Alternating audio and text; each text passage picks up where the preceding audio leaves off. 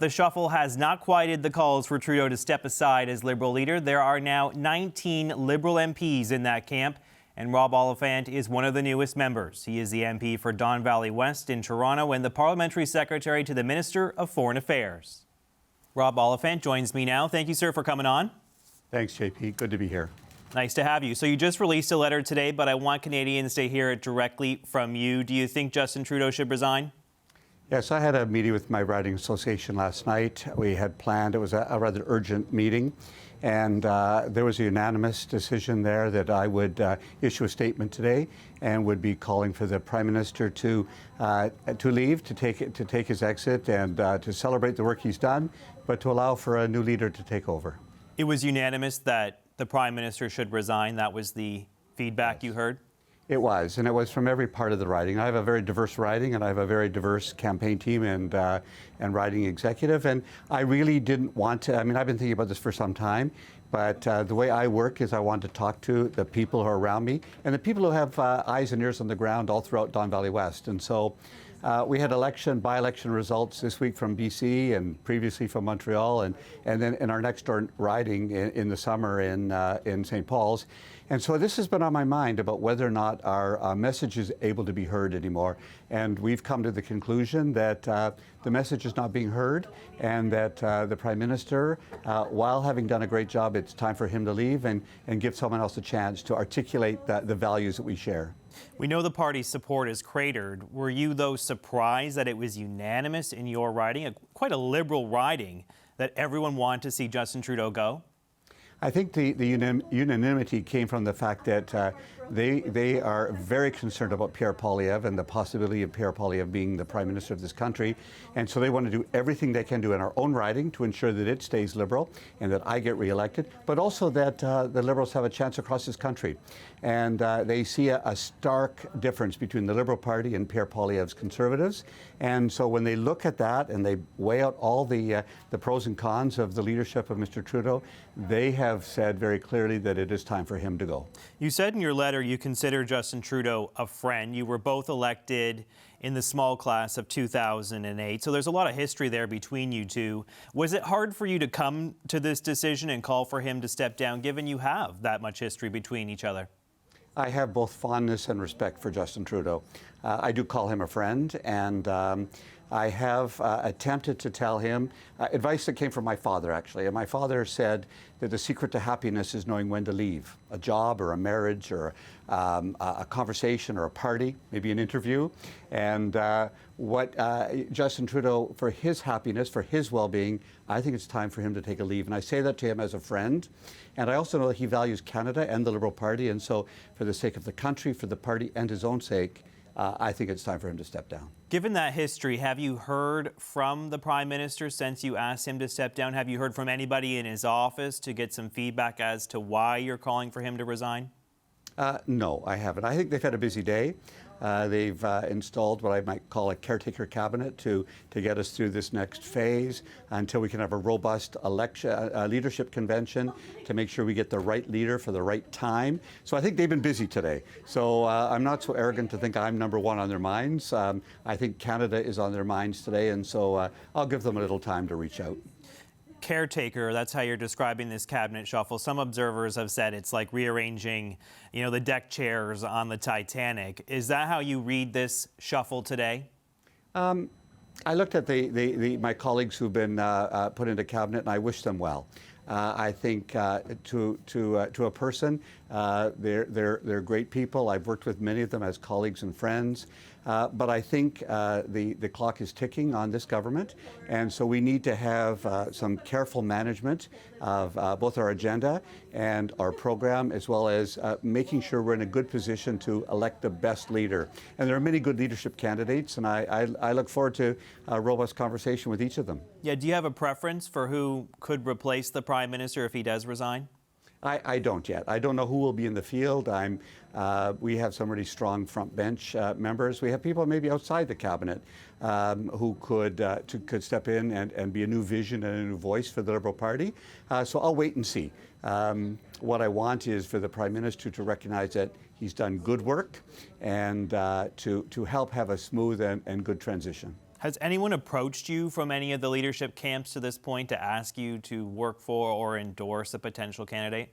No, and I'm quite close to those who have been speculated as potential leadership candidates. I've been a parliamentary secretary for your listeners. That's the number 2 in those jobs, and I've been at Foreign Affairs for almost 6 years.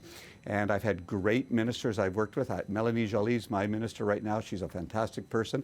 Chrystia Freeland was my first, and Marc Garneau and François-Philippe Champagne in between those two. All 4 of them stellar politicians, leaders, and any one of them could be a potential candidate. And there's others as well. Are you still a parliamentary secretary? I am. I haven't heard otherwise, and I hope that stays the same. I love my job. I get to, Don Valley West is the kind of riding that the world is in the riding. It's a multicultural riding with international, people with international backgrounds. And I get to be on the world stage as parliamentary secretary. I bring the world to Don Valley West, and Don Valley West reminds me of the importance of being in the world. So I hope to continue to do that job. Is that why it took you some time maybe to go public? You said you've been thinking about this for some time because you're not a backbench MP. You are a parliamentary secretary. There is some weight to that title. Is that why you took a beat to think about what you were going to say publicly and come out against the Prime Minister?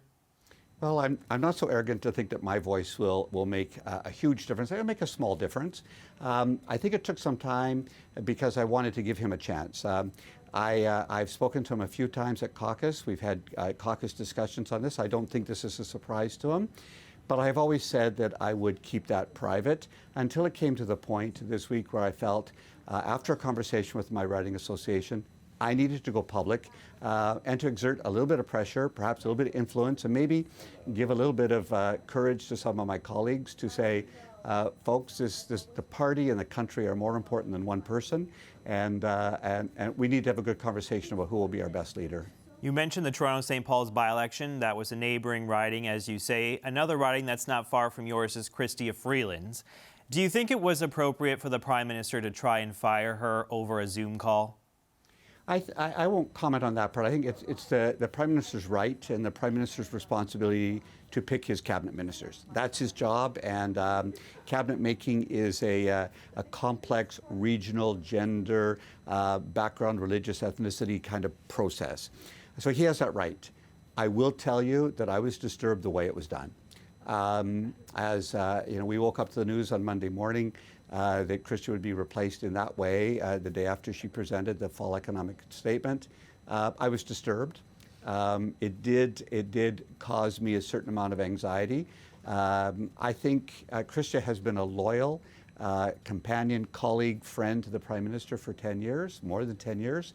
And I think doing that well is part of the art of leadership, and that disappointed me for sure. Did that factor into your decision to go public today to say that he should resign?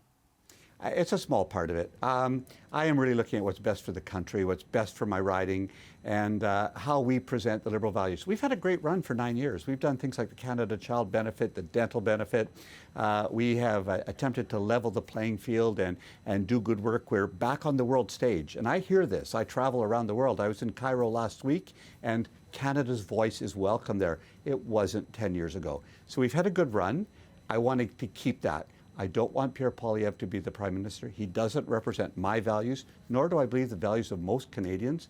And so people have kind of stopped listening to our party, and I want them to listen again with perhaps a fresh voice and a new face. The Prime Minister has been essentially silent this week. He did speak at 2 private Liberal Christmas parties, offering some brief remarks, cracking a joke about how there's always kind of family infighting around the holidays. But he has not spoken to the Canadian people. He has not spoken to the press. Do you think that it's time for him to come out and explain where he is at right now and kind of answer for some of the tumultuous times we've been experiencing this week? I think just as I would like him to have a gracious leave-taking, I want to extend grace to him.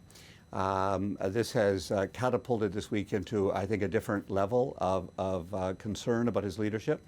So I will give him a break and say, please take the time, be thoughtful, do what's best for yourself and what's best for the country and the party. So I won't put a timeline on that for him. That's up to him. He is still my leader.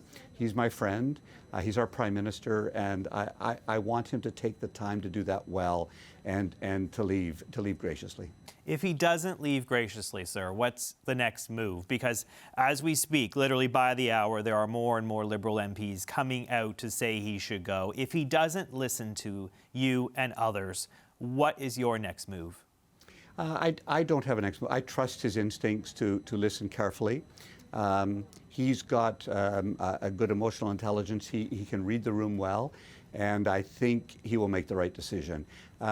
We don't have a mechanism in place that we could invoke in any way. So our job is to give him the best advice we can give him, to tell him what we've been hearing from our riding associations, what we've been hearing at the door when we knock on doors, what we've been hearing when we go shopping, what we hear when we're in the elevator of a building, as I was today. We need to tell him that. Yesterday was very important. I got out of the Ottawa bubble, and I sat down with over 20 people from my riding association executive, and they come from every walk of life. And they told me that they love the Liberal Party. They love the values, the inclusiveness of our party. They want the social justice, and they want good fiscal responsibility. And they want the party to be able to do that. So my job is to speak on behalf of my constituents.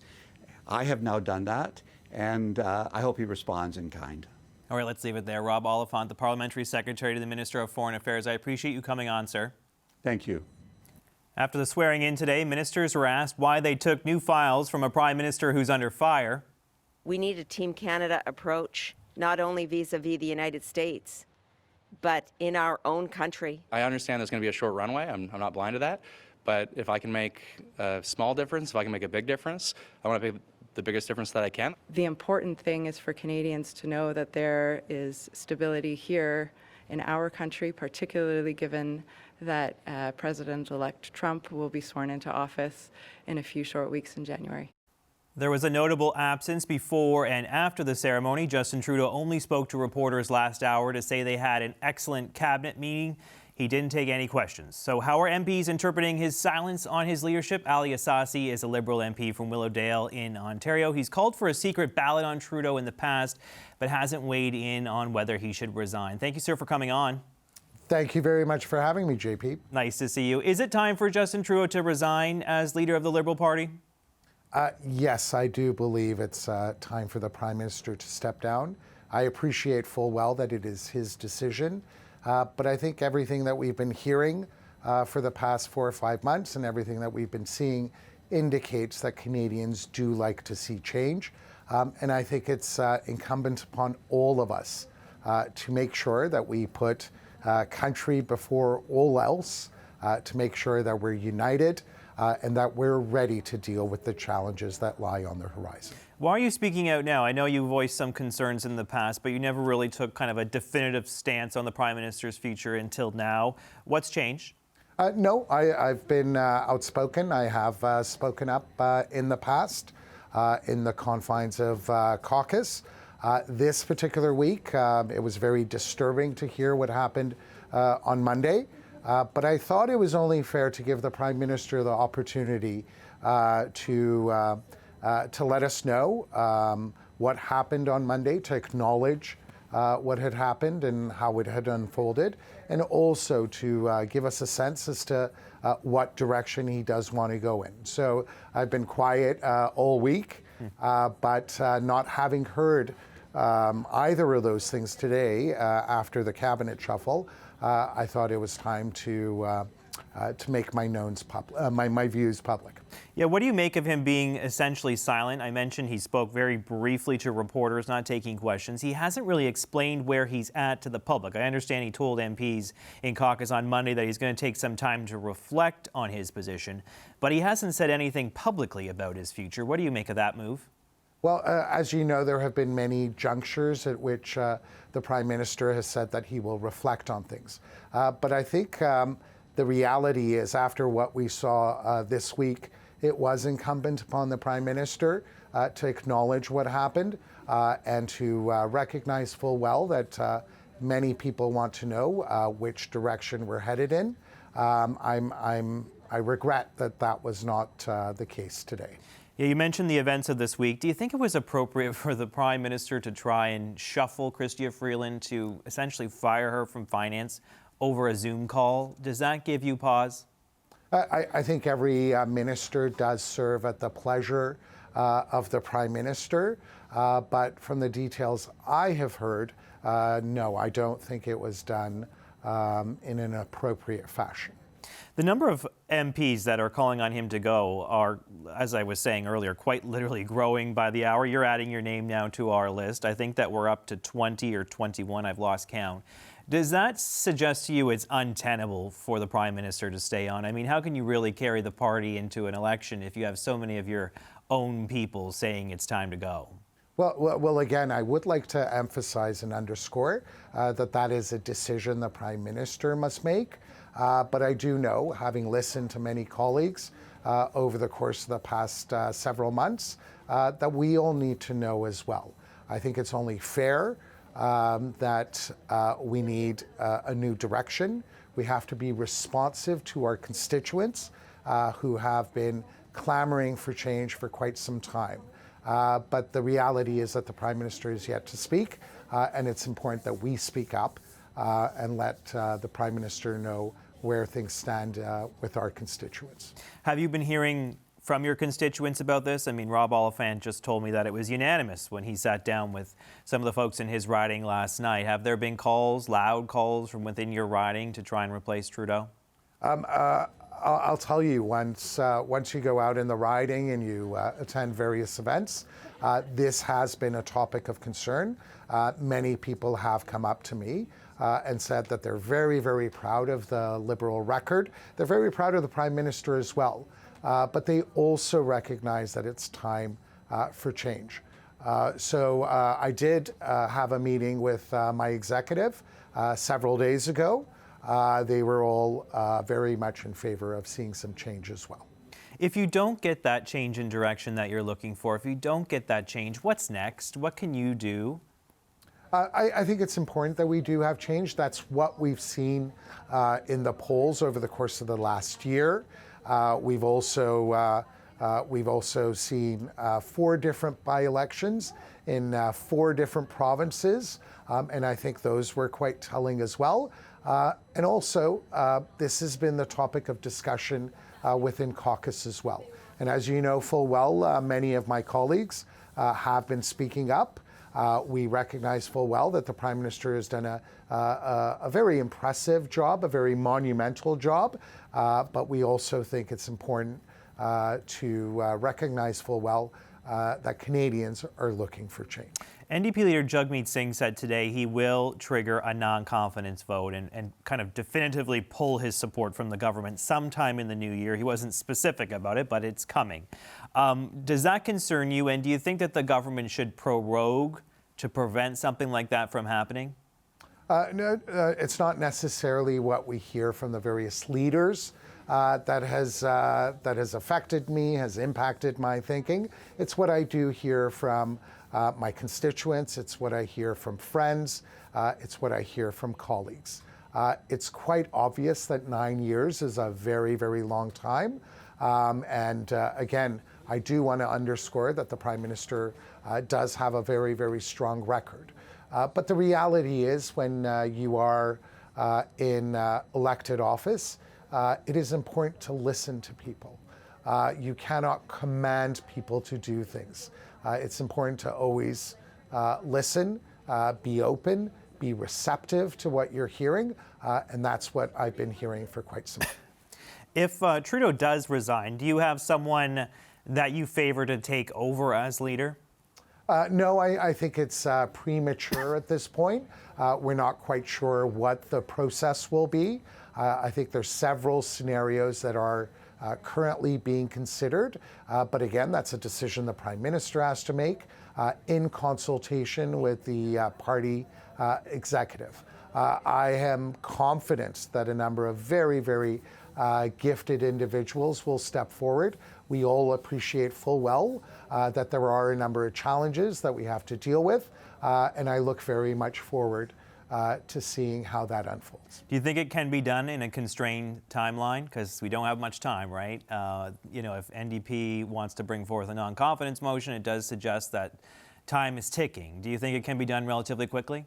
Yes, I think it can be done on an expedited basis. We've seen other parties do it on an expedited basis. In this particular instance, I think time is of the essence, and we should do it as soon as possible. All right, let's leave it there. Thank you so much to Ontario Liberal MP Ali Assasi. I appreciate you coming on, sir, and sharing your thoughts. Thank you, JP. So you've been quite open, obviously, about wanting the Prime Minister to step aside. I'm just glad you didn't say governor. Yeah, not governor. We're not there yet. We're still a country. We're not a state.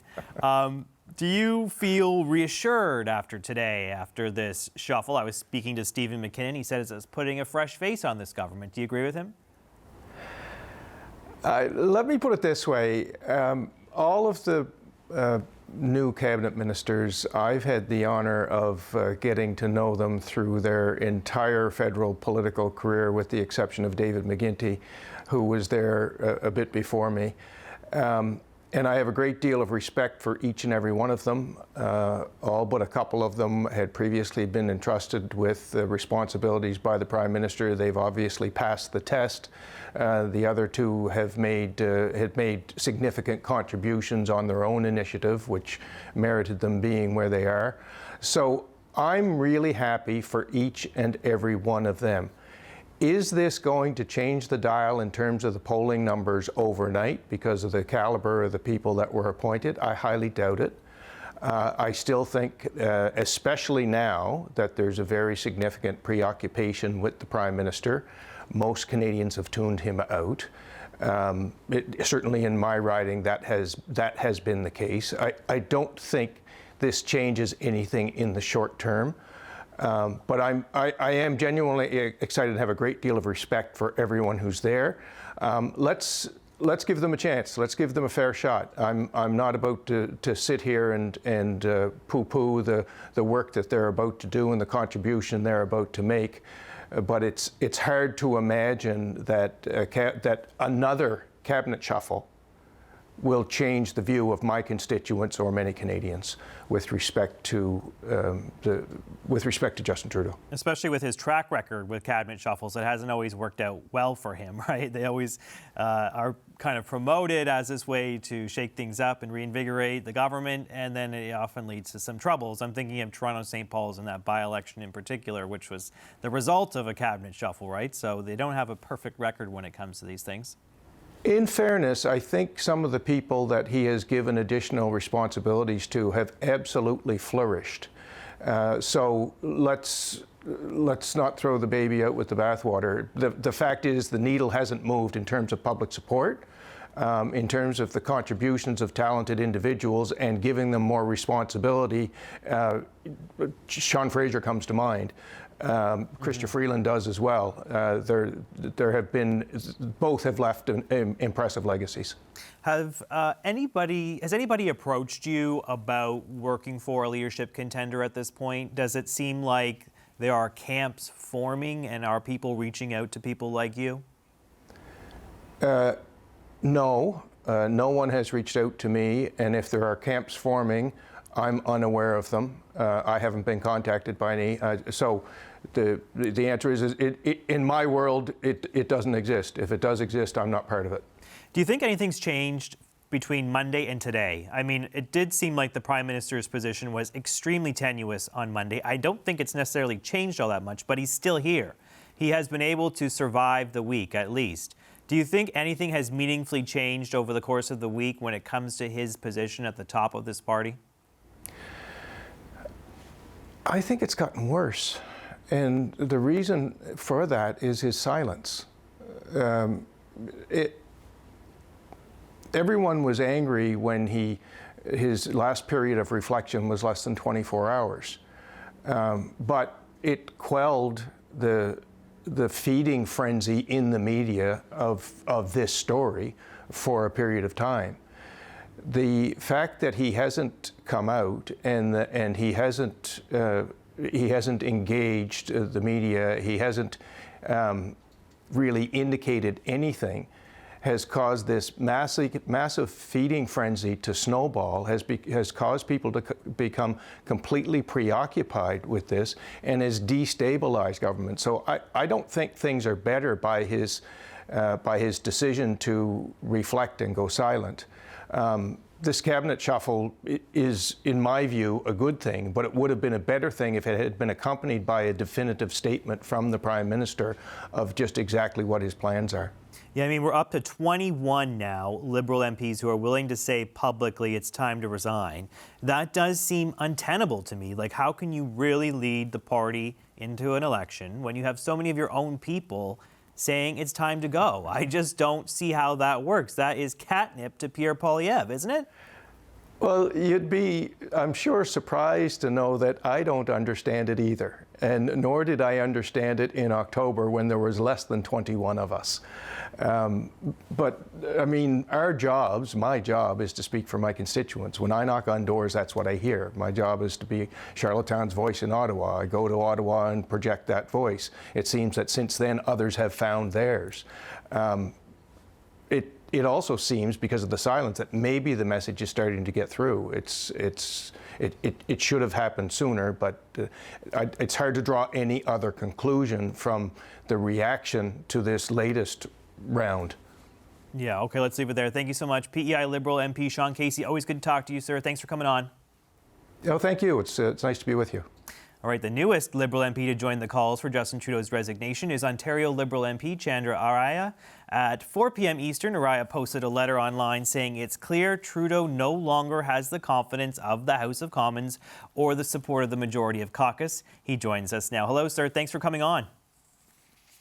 Thanks for having me. So why are you speaking out now? Why do you think it's time for the Prime Minister to go? The change came when NDP announced that they are going to support no confidence motion against Prime Minister Trudeau. That it means that is inevitable. He will have to leave sooner than later. That was the time I decided it's time that we need to change the leader. So it was Jagmeet Singh coming out saying definitively today that there will be a vote of non-confidence in the new year. That's what changed it for you? You just don't want Justin Trudeau leading this party into the next election? Is that right? Absolutely. Does it have anything to do with not getting a spot in cabinet? Certainly not. I think last month CBC Radio asked me, do you think you'll win the cabinet? I told them absolutely no. There's absolutely no chance that I will be in the cabinet. All right, sir. That's good to know. Do you think that there is any change in the Prime Minister's position? We've been talking all show about how now we're up to 21 Liberal MPs that want him to go. It does seem untenable to carry on like that. Do you think that there is a chance that you and others coming out will put enough pressure on him to step down? Are you confident he'll make that decision? I think so. Because at the end of the day, Prime Minister Trudeau has got the interest of the party in mind.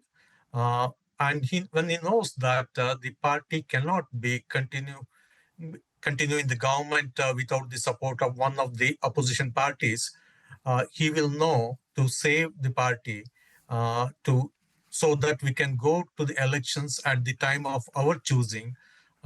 He will have to move on, and some other new leader has to come in. And I'm sure now that NDP has said, I'm sure many more of my colleagues will ask Prime Minister Trudeau to step aside.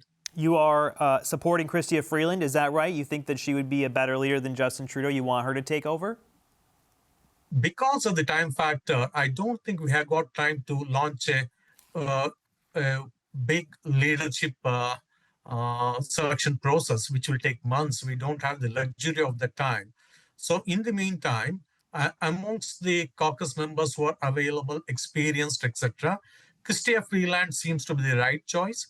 By design or by circumstance, her time of resignation has put her into the spotlight, and she appears to be the person around whom the caucus members can rally behind. I've asked some other MPs this. What happens if the Prime Minister does not go? If he does insist on staying, he's already survived the week. There's a possibility he tries to wait it out over the Christmas holidays. What are you prepared to do if he does stay? Is there something else you can do? I don't think we have got anything else that we can do, because the constitution, the party's constitution, allows us no other option but to show our displeasure. At the end of the day, it is his call to make. But having known him for last 10 years, he's a decent man, he's a hardworking man. He has got high respect for the caucus and the party.